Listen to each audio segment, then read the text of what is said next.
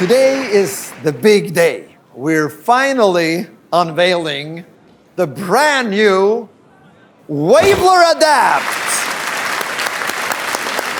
Yeah, I know. And to tell us all about this is the CEO of Waybler. Please welcome to the stage, Kurt Högnelid.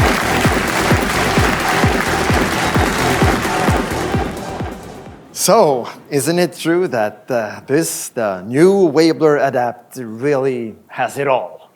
Yes, but that's not what's so special about it. 22 kilowatts charging capacity, for example. Sure, but others have that too. Who needs more than that? But there is more to it, like the active phase selection. Absolutely.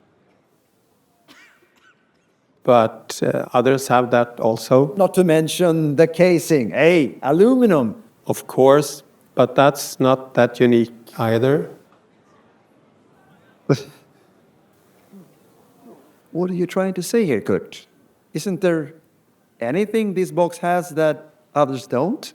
What really matters is what it doesn't have. The Waybler Adapt comes without a backplate. It has a complete OCPP, so when you want to expand your charging installation, you can choose whatever boxes, whatever services you like. But